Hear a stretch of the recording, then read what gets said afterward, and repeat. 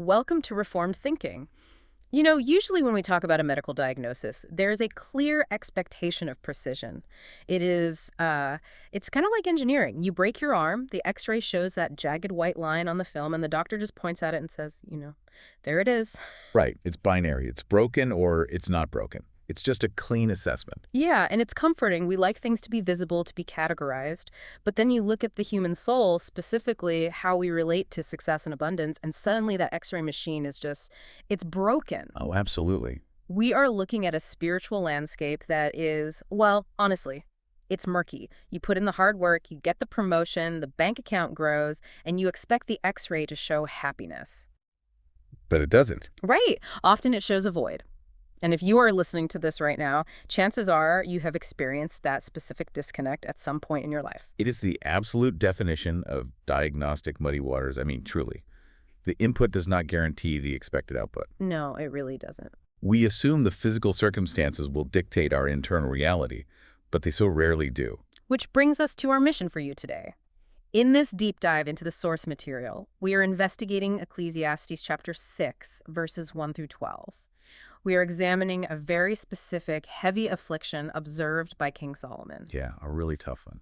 It's the condition of possessing massive amounts of wealth, honor, and family, but completely lacking the capacity to enjoy any of it. Which sounds crazy to modern ears. It does. And to do this properly, we have pulled together ancient historical records, Hebrew lexical analysis, and some fascinating modern psychology studies to get a full picture of what is going on here. The goal here is to unpack why abundance without God's grace is a severe misery.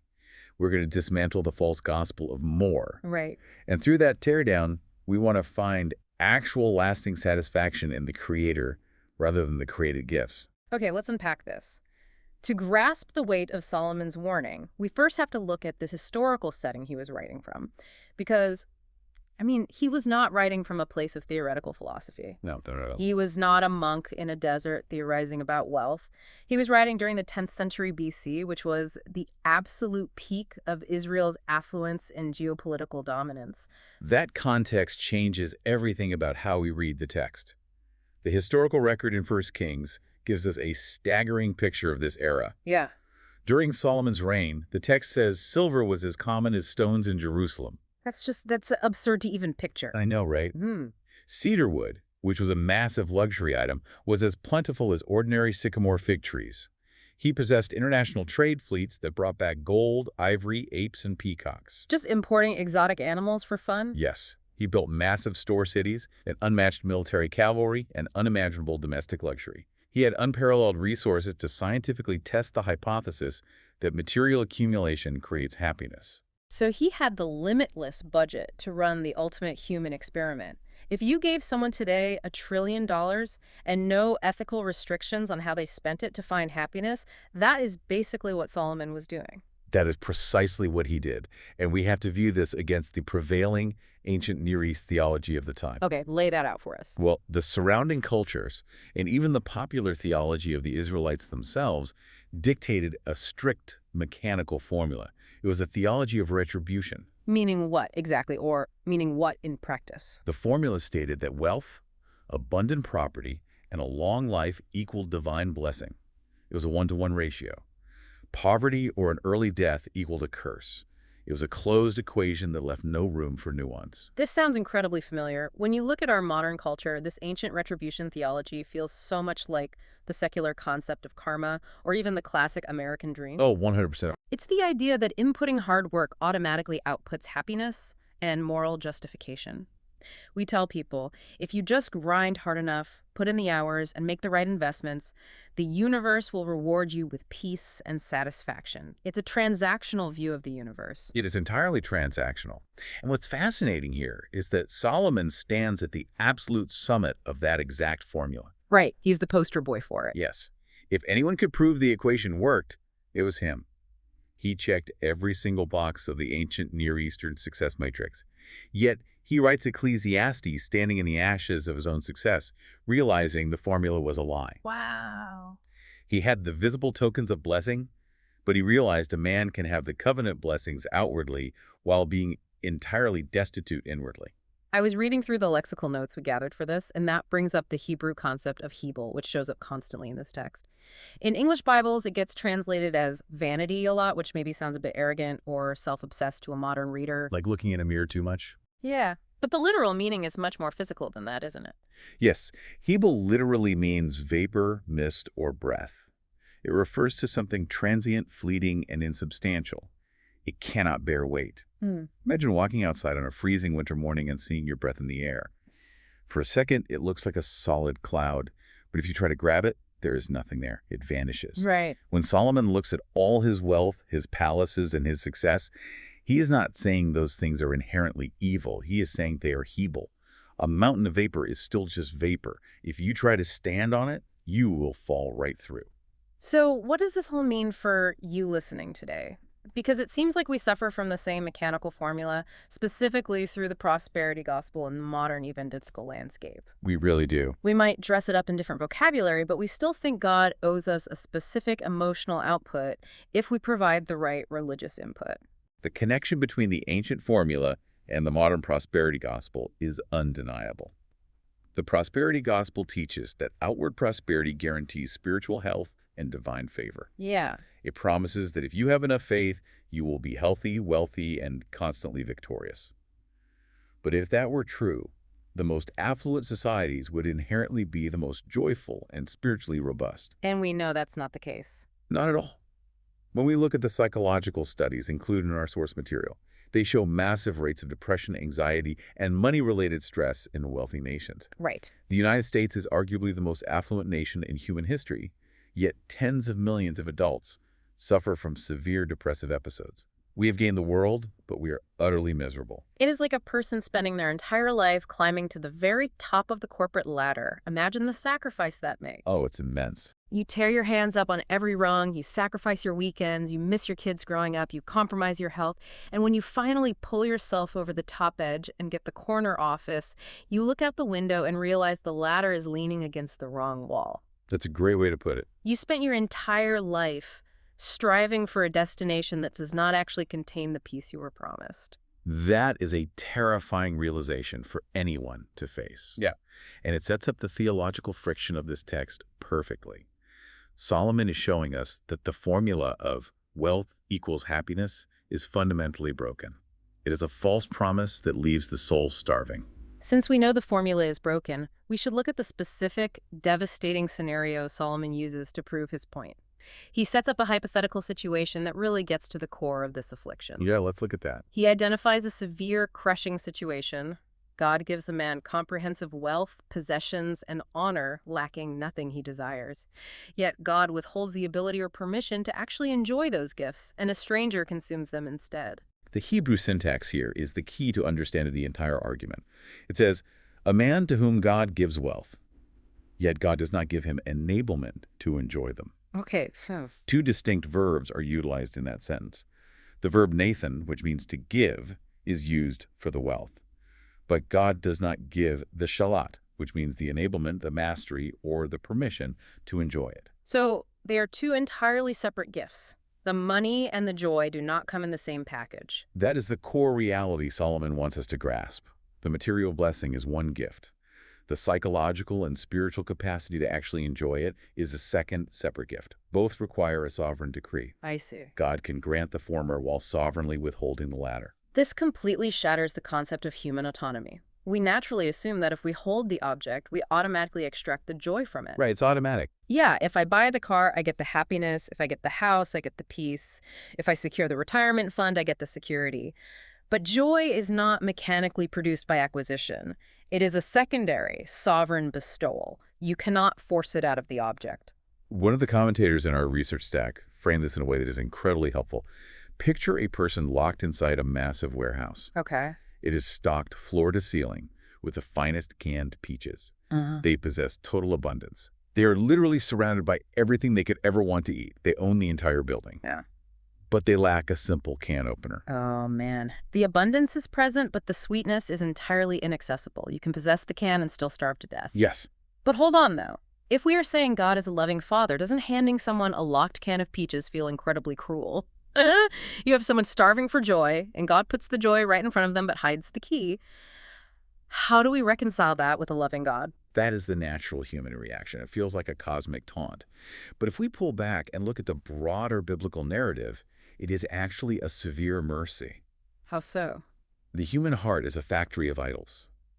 We constantly look to the creation for the satisfaction that can only be found in the Creator. When we demand that our money, our careers, or our families provide ultimate peace, we're treating a divine provision as a functional savior. We turn the gift into a God. We ask a finite object to bear the weight of an infinite desire. Yes. And God, in His mercy, refuses to let idols satisfy us. He withholds the shalat, the enablement to enjoy the idol, so that we will feel the emptiness of our false worship. Think about what would happen if the idol actually worked. If the money actually brought you permanent, soul-deep peace, you would happily perish in your rebellion, completely ignoring God. You'd just be content without him. Right. You would walk straight into eternal separation from Him with a smile on your face. Withholding the enjoyment is a mechanism of grace, driving us back to the only true source of joy. It is God saying, "This cannot feed you, and I love you too much to let you pretend it can." Okay, that completely reframes the concept. The lack of enjoyment is an alarm bell, not a punishment. It is a diagnostic tool meant to wake you up. Spot on. Now, Solomon does not stop at mere financial wealth to make this point. He turns the dial up to the absolute extremes of ancient success. He presents a hypothetical man who achieves the ultimate ancient Near Eastern markers of success. The scenario he constructs is staggering in its proportions. He posits a man who fathers 100 children and lives for 2,000 years. 100 children and 2 millennia. If you are an ancient Israelite listening to this, your jaw is on the floor. We have to understand the cultural weight of these elements. In the ancient world, 100 children meant massive virility, unquestionable legacy, and supreme social security. You did not have a 401k. Your children were your retirement plan and your protection. And living for 2,000 years is double the lifespan of Methuselah. It is the absolute pinnacle of conceivable human blessing.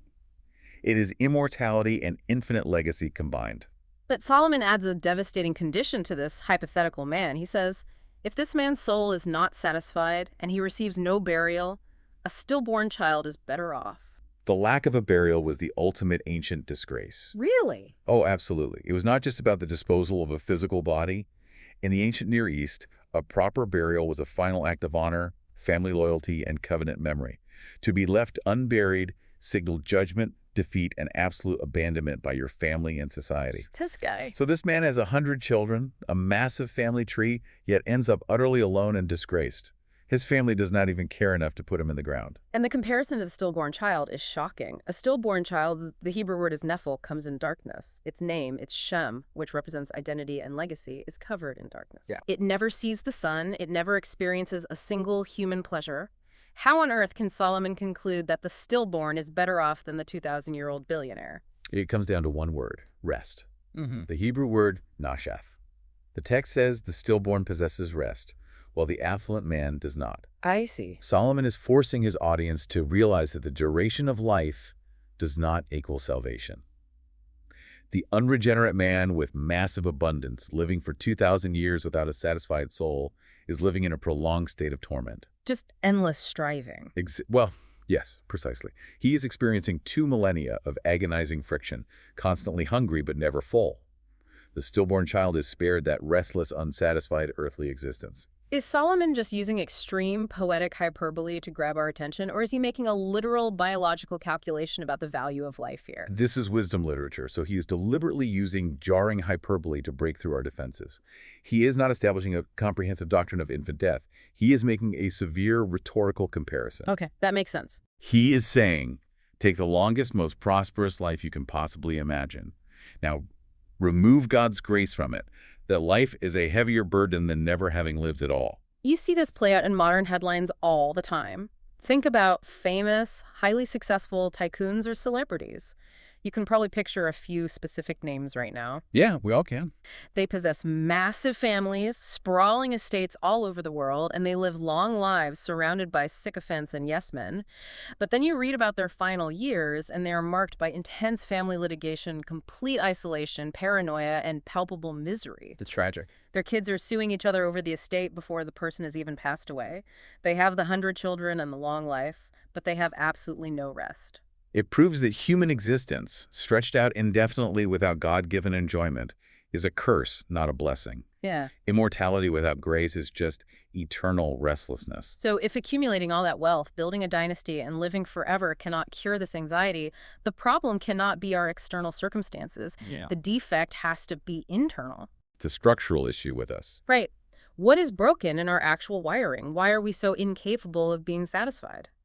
Well, Solomon moves from the external circumstances to a universal human reality regarding our desires. He states a universal reality.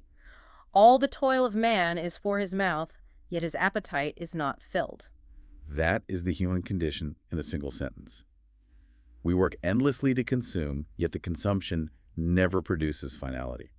I noticed in the study notes that the Hebrew word for appetite here is nephesh. It seems like it means a lot more than just your physical stomach rumbling before lunchtime. You are right. It is a brilliant piece of wordplay in the text. Nefesh can mean soul, throat, life, or craving. The text says you work to feed the mouth, but the nefesh, the throat, the soul remains an empty void. Oh, wow. The physical mouth receives the food, the bank account receives the paycheck, the garage receives the car, but the inner being remains entirely unsatisfied. Solomon contrasts this wandering of the appetite with the sight of the eyes. What is the distinction he is making there? The wandering of the appetite portrays the soul as a restless vagabond. It is roaming the earth, searching for satisfaction, convinced that the next acquisition will finally bring peace. Always chasing something else. Always. It is always living in the future, conditional. If I just get this, then I will be happy. But the sight of the eyes refers to contented realism. Okay, contented realism. Yes. It is the spiritual discipline of receiving and enjoying the actual present portion God has set before you right now. It is looking at the bread on your table today and giving thanks, rather than hallucinating about a banquet tomorrow. If we view this through the lens of human depravity, this makes perfect sense. Our natural appetites are fundamentally broken. Once we are severed from the Creator, our desire mutates. It mutates heavily. We take good things and demand they do the work of God. We turn food into identity. We turn work into salvation. We turn our spouses or children into our source of absolute worth. That mutation is the essence of idolatry. And because created things are finite, they can never fill an infinite void. When you ask a finite object to provide infinite meaning, you crush the object and you starve your soul. Imagine a bucket with the bottom completely rusted out. You can pour a glass of water into it and it drains straight out. So you think, I just need more water. You back up a fire truck and pump thousands of gallons into it. It all drains out. Right. You could theoretically pour the entire ocean into that rusted bucket, all the wealth, experiences, and honors of the world, but it will never hold a single drop. The bottom is rusted out. The volume of the water is not the problem. The structural integrity of the bucket is the problem. Psychologists call this the hedonic treadmill, and it maps perfectly onto what Solomon is describing. We run frantically toward a new luxury, believing it will elevate our baseline of happiness permanently. And does it? For a minute. We finally get it. We experience a brief, intense spike of dopamine, and then we adapt to it. Within months, or sometimes even weeks, that luxury feels like a basic necessity. We fall right back to our original emotional baseline, feeling empty and looking for the next upgrade. If you are listening to this and you have ever found yourself staring at your phone late at night, you know exactly how this feels. Oh, yes. This sounds precisely like the psychology behind doom scrolling on social media. You are sitting on the couch at 1 a.m., flicking your thumb, looking for that one post, that one funny video, or that one piece of news that will finally give your brain permission to rest. Just one more. Yeah, you tell yourself, just one more scroll and my brain will shut off. But the algorithm is specifically designed so that your nephesh, your craving, is never filled. It is engineered to keep your appetite wandering infinitely. The algorithm is the digital manifestation of the wandering nefesh. It monetizes our infinite restlessness. And Solomon concludes that even recognizing this cycle is a striving after wind. Because knowing about the rust doesn't fix it. That's right. Human wisdom can diagnose the disease. It teaches us to see the reality of our condition, and we can map out the psychology of it. But human wisdom alone cannot cure the rusted bucket. It can only describe the rust. So how do we react when we realize we cannot fill the bucket? When our desires are bottomless and we realize we cannot control our own joy, what is our natural fleshly reaction? We get angry. We complain, we try to argue with the management, we demand an explanation for why things are not working the way we want them to. Solomon describes this perfectly when he talks about humanity boxing with shadows. The text shifts here from observation to an absolute declaration of divine sovereignty. It says, whatever has come to be has already been named, and it is known what man is, and that he is not able to dispute with one stronger than he. I want to look at the terminology used there, specifically the idea of disputing. What is the context of that word? The word for dispute or contend is din. It is a legal term. It means to take someone to court, to enter into litigation. Fallen humanity constantly tries to litigate against divine providence. Wow, litigate against God. Yes. We want to summon God to the witness stand, put him under oath, and demand he justify his distribution of wealth, health, and joy.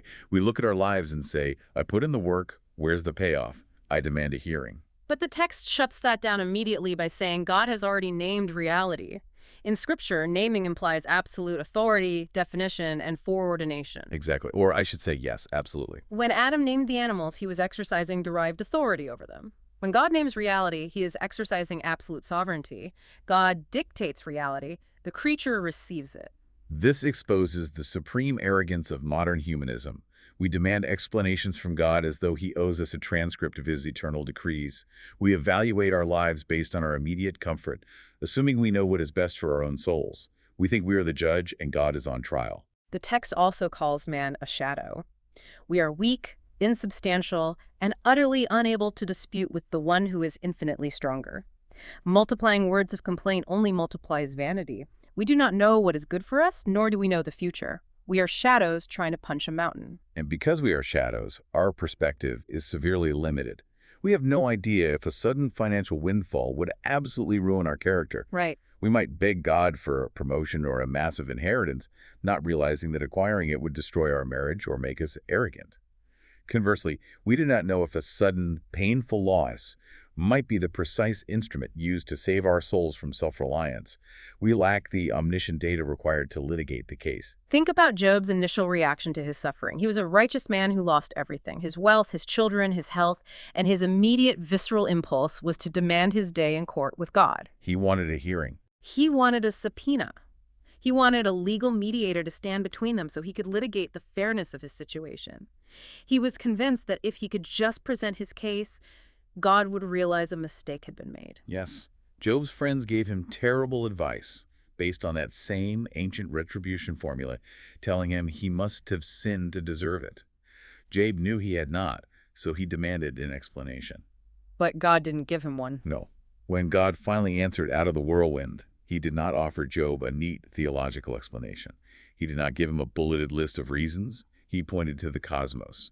He established the unbridgeable chasm between creator and creature. God essentially asked Job, "Where were you when I laid the foundation of the earth?" He pointed to the sea, the stars, the wild animals. He overwhelmed Job with the sheer scale of divine wisdom and power. That response from the whirlwind silences the din, the litigation. It forces the shadow to recognize the substance of God. It brings Job to a place of humble submission, where he covers his mouth and realizes he lacks the standing to sue the Almighty. I can hear someone listening to this and feeling a sense of dread. If everything is already named, and we are just shadows who do not know what is good for us, doesn't that breed absolute fatalism? I can see why someone would think that. Right. If the decree is already set and my complaining is useless, why should you get out of bed? Why try to build a business or raise a family or pursue justice in the world if you are just a shadow? That is a critical distinction we need to make. Solomon is not advocating for Stoic fatalism. Fatalism is a pagan concept. Okay, unpack that. Fatalism says, my choices do not matter, the universe is cold and indifferent, so I will do nothing. Biblical submission to providence says, God is infinitely wise and good, he loves his people, and he governs all things. Therefore, I can act with confidence and trust, knowing the outcome is secure in his capable hands. So it is not about giving up, it is about acting without the crushing anxiety of needing to control the universe. Right. It is the difference between a prisoner sitting in a dark, locked cell and a child sitting in the backseat of a car trusting their parent who is driving. I love that analogy. The child does not control the steering wheel. They might not even know the route. But they are not paralyzed by fear. They're at rest because they know the character of the driver. We work, we build, we raise our families, and we pursue justice, but we do so while submitting the results and the enjoyment of those results to a loving providence. We do our duty and leave the outcomes to God. Okay, so if we are trapped in this vaporous existence under the sun, with a wandering, broken soul, a rusted bucket for a heart, and no ability to argue with a sovereign decree, where do we look for hope? Ecclesiastes sets up a massive deficit.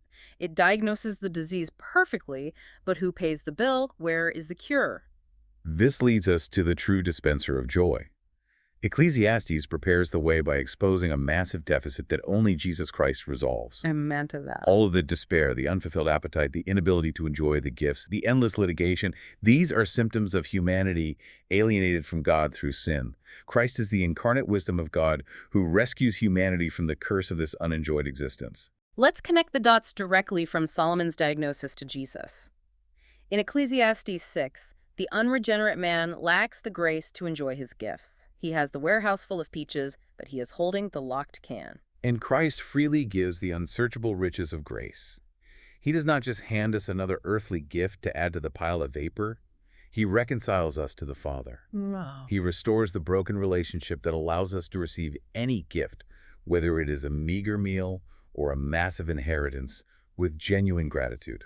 Solomon says the nephesh, the soul, is endlessly hungry. It wanders the earth looking for satisfaction. And Jesus stands up in the Gospel of John and declares, "I am the bread of life. Whoever comes to me shall not hunger, and whoever believes in me shall never thirst." That's the cure for the rusted bucket. Yes. He offers himself as the only substance that can plug the rusted hole in the human heart. The endless wandering of the appetite finds its permanent rest in him because he is infinite. He is the only object of desire that can actually satisfy the weight of human longing. Solomon says man foolishly tries to dispute or litigate with God over his circumstances. We demand our day in court to argue about what we deserve. Yet look at Christ in the Garden of Gethsemane. Facing the absolute terror of the cross, bearing the weight of divine wrath for the sins of his people, he did not dispute with the Father. He didn't ask for a lawyer. No, he didn't. He had a legitimate claim to fairness, being perfectly sinless, yet he did not litigate. He perfectly submitted to the divine decree, saying, "Not my will, but yours be done." He lived the life of perfect submission that we fail to live and died the cursed death we deserve for our constant murmuring and complaining.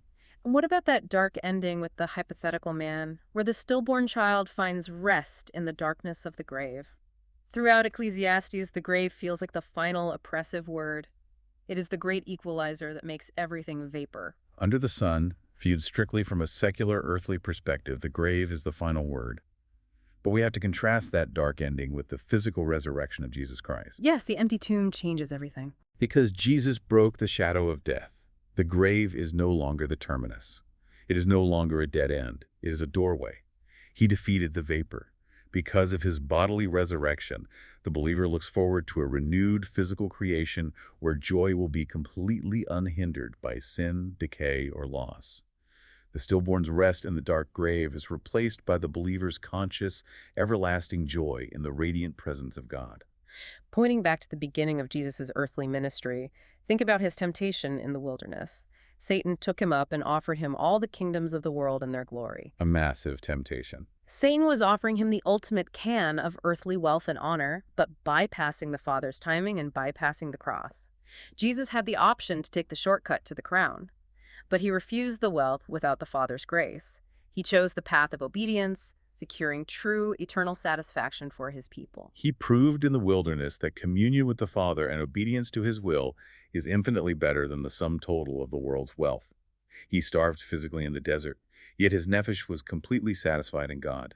So, bringing this down to the ground for you listening right now, how does knowing that Christ is the ultimate satisfaction actually change how you handle your life tomorrow? It sounds great theologically, but how does this alter your budget, your career ambitions, or your Monday morning commute? Practically, it means you repent of covetousness.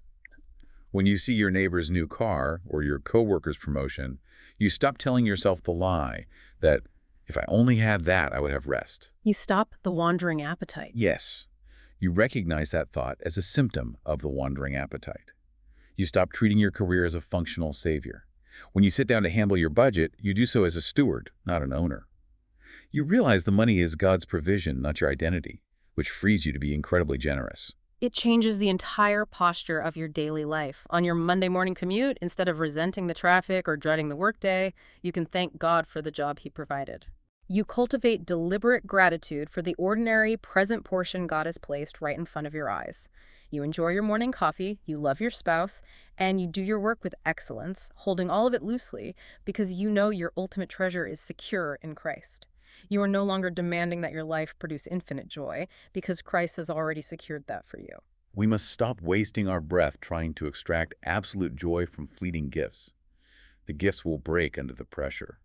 Receive what God gives today with humble fear, faith, and with immense gratitude. To distill the core takeaways from this deep dive into the source material, you can possess the can and still lack the opener.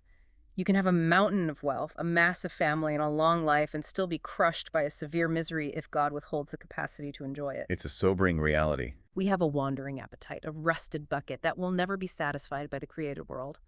We are shadows who cannot win a courtroom dispute with the Almighty, and the only cure for this entire condition is finding our absolute satisfaction in Jesus Christ, who alone gives the grace to enjoy life and reconciles us to the Father. It is a radical shift from striving after wind to resting in grace. As we wrap up, I want to leave you with a final unmentioned concept to mull over on your own.